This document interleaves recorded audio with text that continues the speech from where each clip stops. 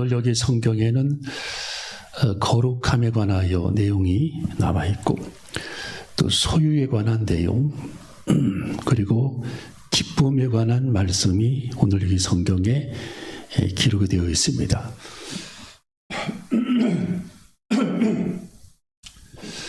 자, 이 거룩함에 관한 말씀 오늘 여기 성경에 보면은 사람마다 두려워하는데 라고 말씀이 43절에 기록이 되어 있죠. 사람마다 두려워하는데, 그러니까 하나님을 두려워했다라는 거죠. 하나님을 경외했다. 그 경외함 가운데의 두려움이죠. 경외함 가운데의 두려움.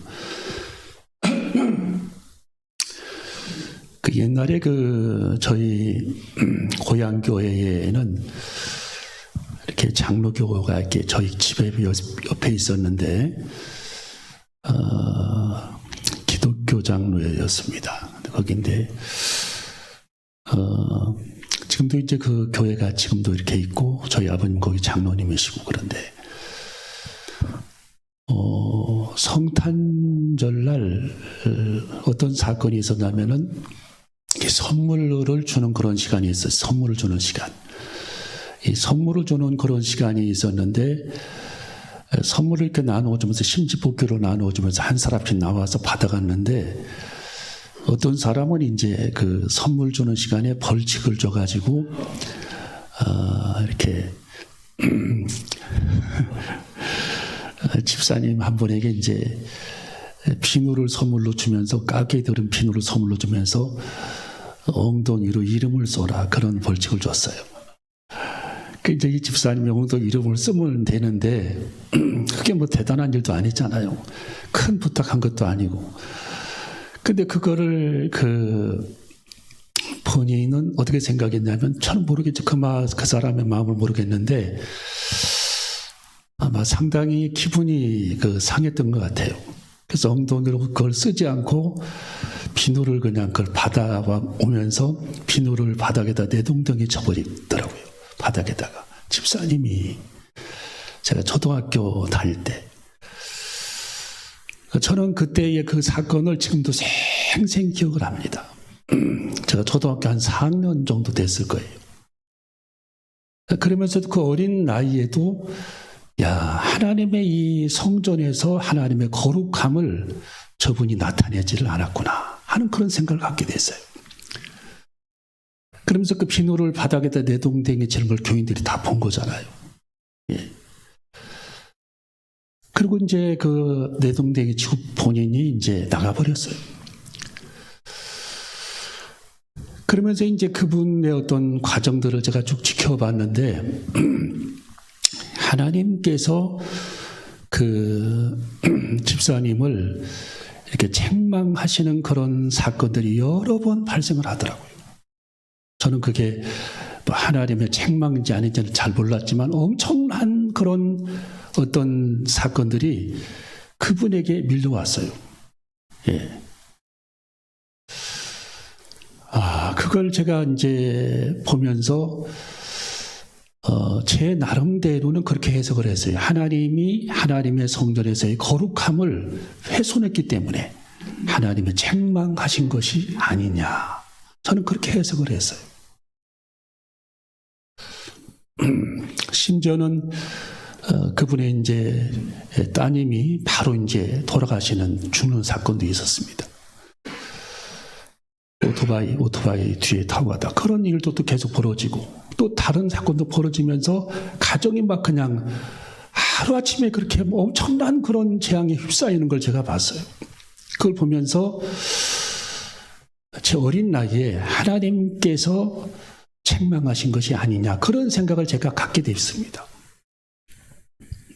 또 한 번은 제가 유천동이라고 하는 지역이 있잖아요. 대전에. 거기서 이제 잠깐 이제 교회를 다닌 교회가 있었는데 대학교 1학년 때 그 목사님이 이제 연세가 한 70 다 돼가셨습니다. 머리가 희끗희끗하고 그런 이제 교회고 교인들도 이제 제법 많이 있고 그런 교회였는데 이 목사님이 이제 그 여전도사님하고 어떤 가정을 신방을 했는가 봐요.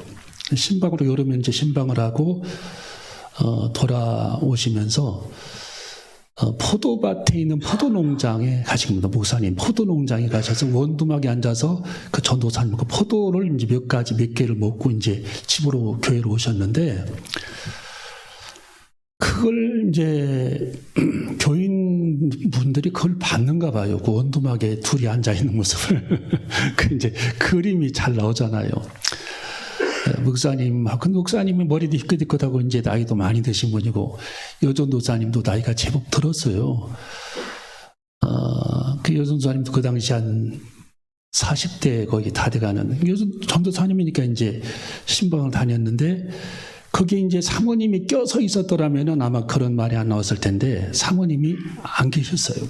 그래서 이제 할 수 없이 그 전도사님하고 신방을 갔다 왔는데, 그걸 교인들이, 여집사님들이 그걸 보고 은혜롭게 해석을 했어야 됩니다. 우리 목사님 너무 고생하고 힘드셨으니까 포도를 드시는구나, 그렇게 하고 이제 해석을 거기까지만 했으면 좋은데, 이상한 쪽으로 해석을 했는가 봐요.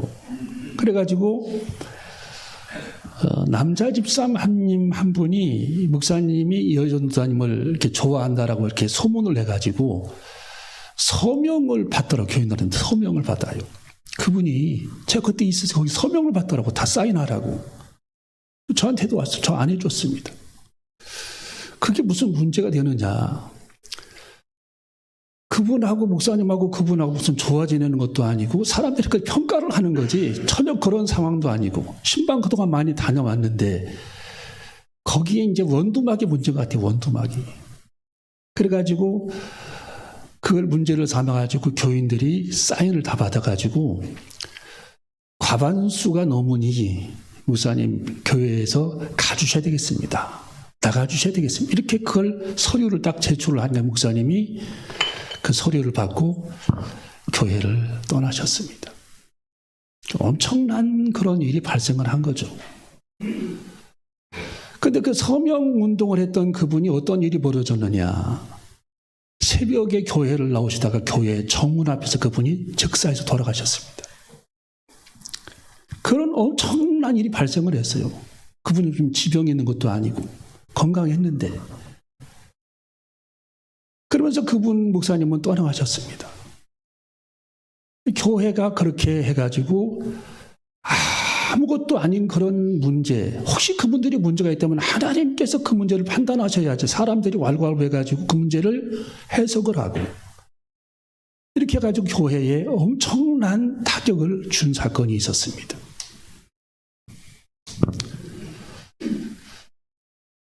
그 교회가 지금 갈마동으로 이제 옮겼는데, 큰 교회 해가지고 그런 일이 벌어졌어요.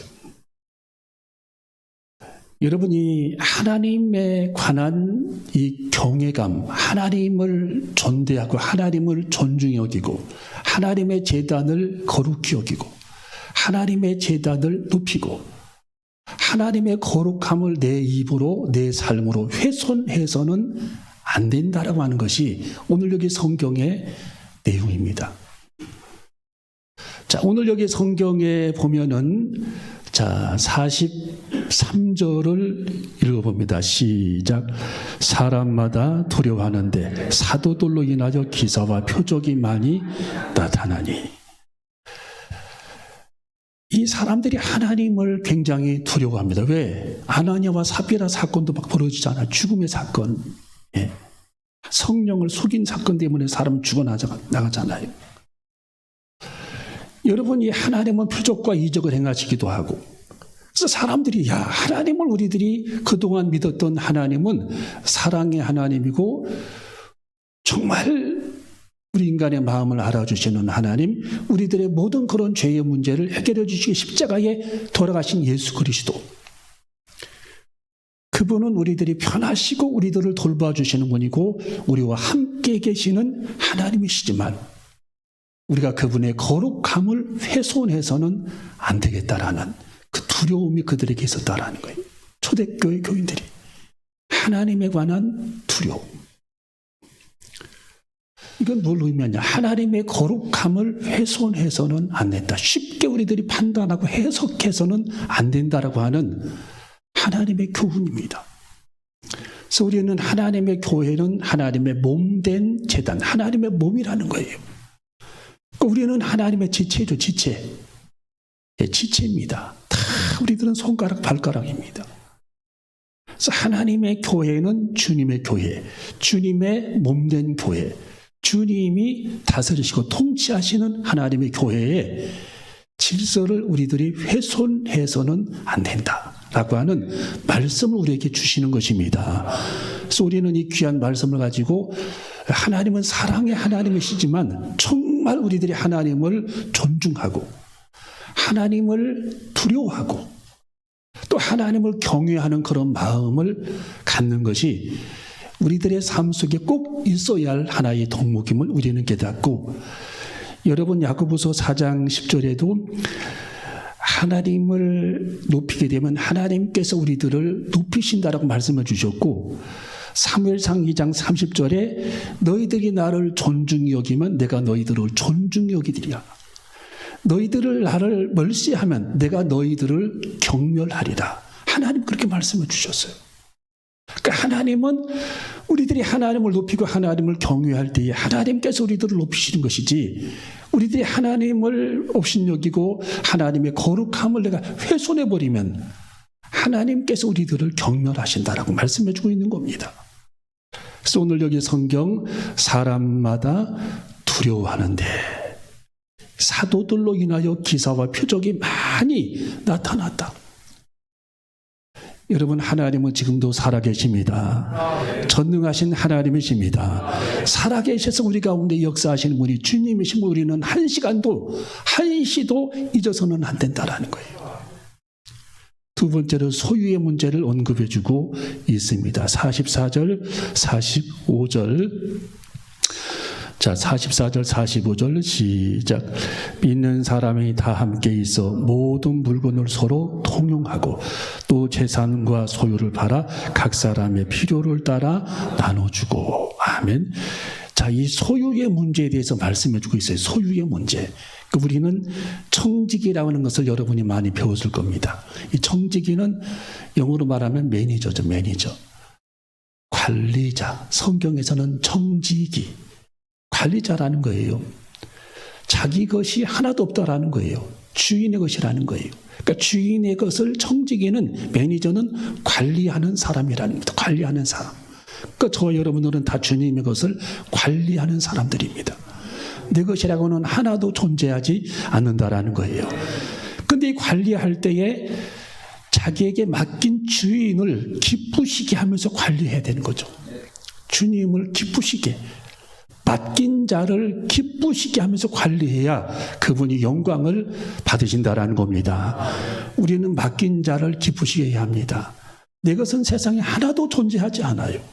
다 사실 주님의 것이라는 거예요. 주님의 것. 예.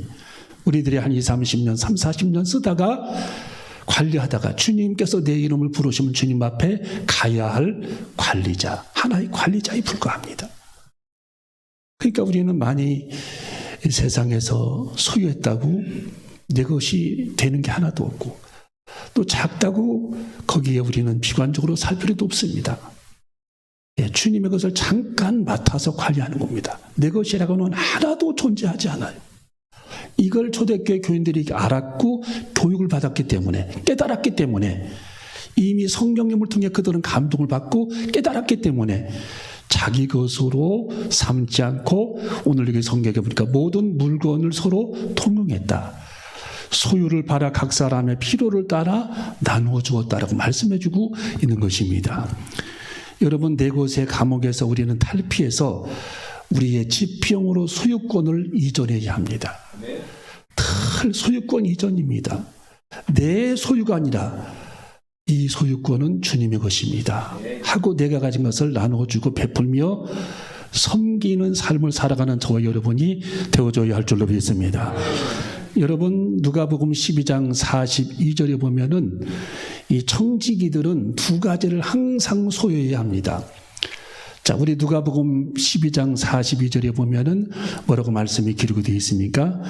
자, 누가복음 12장 42절에 보면은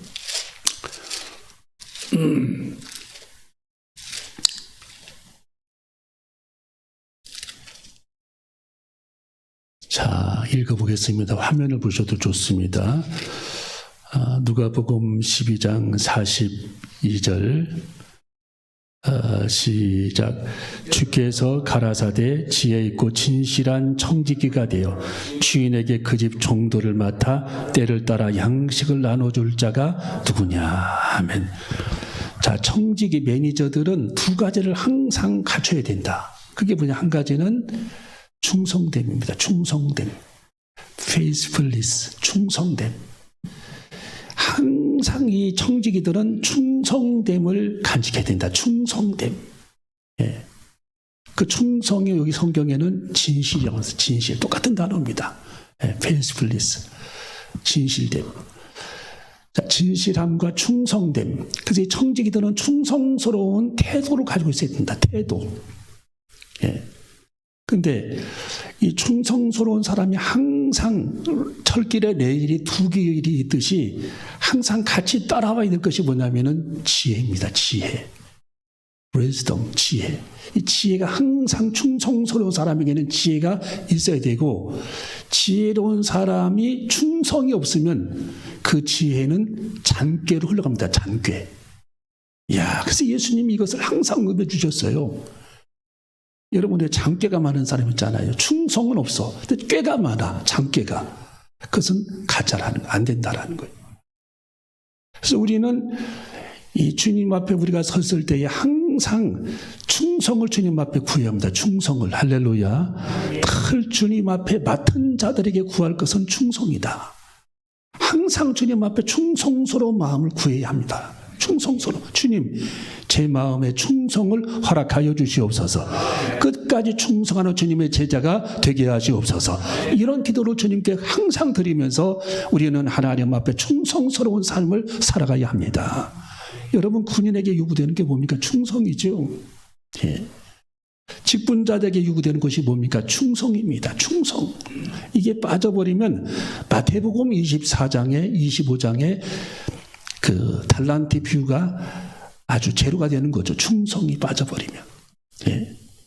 거기 뭐라고 나와 있습니까? 착하고 충성된 종아, 5달란트 2달란트에게 충성스러움. 끝까지 견디는 그 충성스러움. 자기에게 맡겨진 사명들을 끝까지 잘 감당하는 충성스러움. 책임감이 강한 그 충성스러움. 이것을 청지기들은 하나님 앞에 구해야 하고 그 충성스러움을 간직해야 된다. 또 그 충성스러운 일을 감당하기 위해서는 하나님께서 주시는 지혜도 있어야 된다라는 거예요. 지혜. 예. 그래서 충성스러운 사람들은 지혜도 구해야 되고, 왜? 때를 따라 양식을 나눠줄 수 있는 그런 지혜. 여러분, 우리가 밥을 하고 이렇게 음식을 만들어서 사람들에게 배포하고 나눠줄 때에 그 타이밍을 맞추고 때를 따라 음식을 준비하고 그걸 준비해서 잘 나눠주는 것. 그것이 지혜라는 거예요. 지혜. 그러니까 밖에 나가 보면은 이렇게 국수 삶아서 대접하는 데도 많이 있고, 또 우리가 교회 안에서도 음식물을 준비해서 국수를 준비해서 또 밥을 준비해서 대접을 하죠. 이것도 보면은 어떻게 보면은 그 계산을 해봐야 되죠. 몇 인분 어떻게 대접을 할 것인가, 어떤 타이밍에 내놓을 것인가. 사전의 준비성과 또 타이밍에 내놓는 그런 준비성. 이런 것들이 다 맞아떨어질 때 그 사람을 지혜롭다라고 말한다라는 거예요. 지혜롭다. 지혜롭다.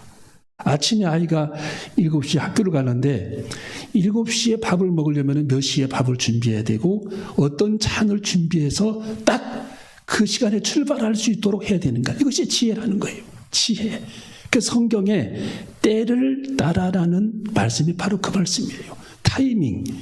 41절을 한번 읽어 봅니다. 42절 시작. 누가복음 12장 42절 시작.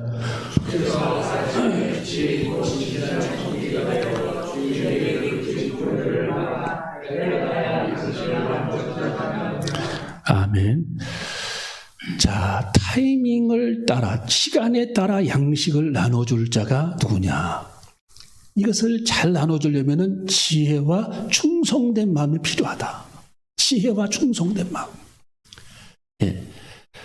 우리가 출근하는 그 자녀들과 또 출근하는 학교 가는 자녀들에게 음식물을 대접하는 것도 지혜가 필요하고 충성이 필요한데, 교회에서도 지혜가 필요하고 충성이 필요하다. 그러니까 하나님께서 맡겨주신 그런 일들을 감당할 때에 하나님의 지혜와 충성이 필요하다. 항상 이 두 가지는 있어야 된다는 거예요. 두 가지.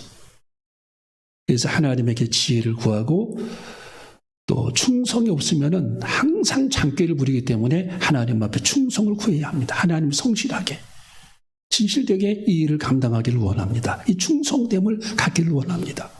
이 일을 끝까지 잘 감당하기를 원합니다. 이게 충성입니다. 그래서 충성이 있는 사람은 지혜를 구해야 되고 지혜가 많은 사람은 충성을 구해야 합니다. 그렇게 되는 저와 여러분이 되시기를 주님의 이름으로 축원합니다. 그래서 청지기들은 항상 충성과 지혜가 같이 있어야 되고 충성과 지혜를 같이 구해야 한다라고 말씀해 주고 있습니다. 세 번째는 기쁨의 문제를 언급해 주셨습니다. 자, 오늘 본문으로 돌아가 보면 자, 46절 한번 읽어봅니다. 46절 마지막 시작. 날마다 마음을 같이하여 성전에 모이기를 힘쓰고 집에서 떡을 떼며 기쁨과 순전한 마음으로 음식을 먹고. 아멘. 자, C.S. 로이스도 이 기쁨에 대해서 얘기를 했지만 우리 성령 받은 우리 그리스도인들에게 항상 다가오는 선물이 있다면 그것은 기쁨입니다. 기쁨. 예, 주님이 주시는 기쁨이죠. 그래서 성령 받은 사람에게 항상 제일 먼저 다가오는 선물이 기쁨이에요. 기쁨. 뭐라고요? 기쁨입니다. 기쁨. 자, 여러분, 이 기쁨은 세 가지 측면에서 성경을 보면 다가와요. 첫 번째로가 뭐냐? 구원의 기쁨입니다. 구원의 기쁨. 예수님께서 우리들을 구원해 주셨다. 나를 주님이 구원해 주셨다. 내가 지금 생명에 다해도 우리 주님이 나를 구원해 주신다. 이것이 구원의 기쁨입니다. 이것처럼 더 큰 기쁨이 없어요.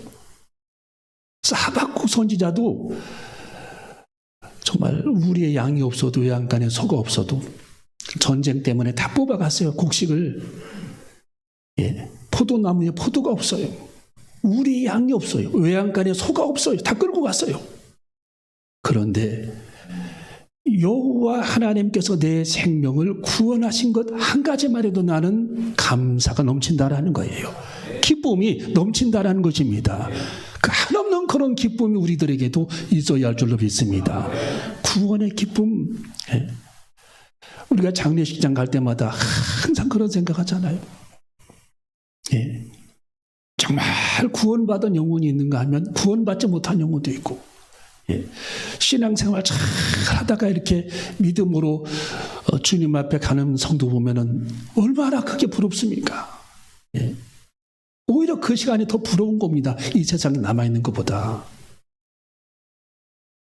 여러분이 그렇게 부러운 그리스도인이 되어줘야 할 줄로 믿습니다. 죽음은 고통이 아닙니다. 보다 나은 곳으로의 여행입니다.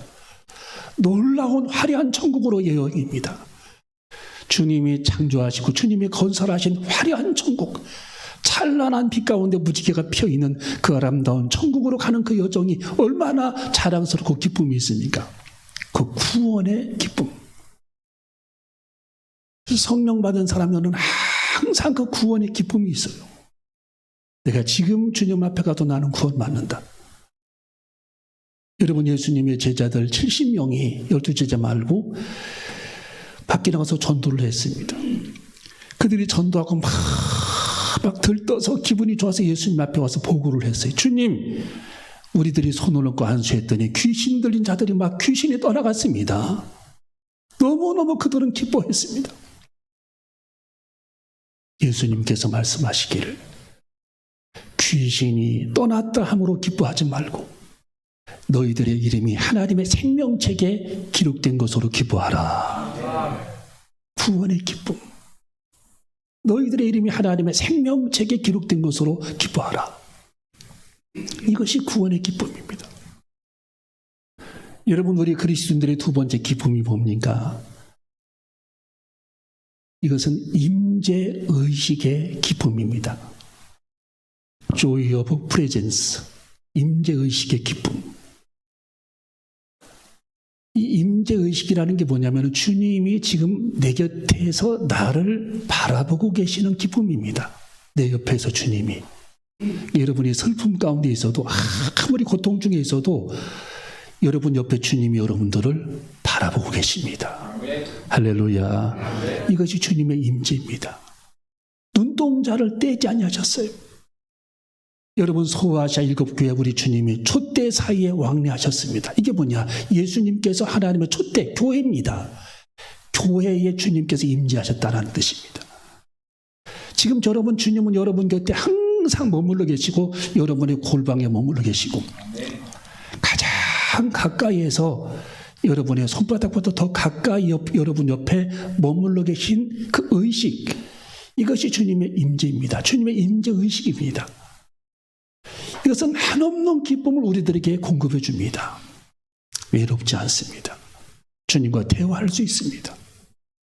어떤 외로움이 있다 할지라도 주님께 상담할 수 있습니다. 왜? 가장 가까이에 내 곁에 계신 우리 주님이심을 깨닫는 순간 우리는 주님의 임재를 느끼는 시간입니다. 여러분이 임재의식 속에 살아가는 저와 여러분이 되어줘야 할 줄로 믿습니다. 여러분, 세 번째로 기쁨은 성령 안에서의 기쁨입니다. 그래서 이 그리스도인들에게 가장 먼저 주시는 기쁨이 기쁨인데, 성령의 기쁨인데, 이 성령님께서 우리 안에 오시는 순간 우리는 기뻐하게 됩니다. 그래서 성령의 열매가 갈라디아에서 보면은 두 번째로 나오죠. 희락이락. 희락이 뭡니까? 기쁨이죠.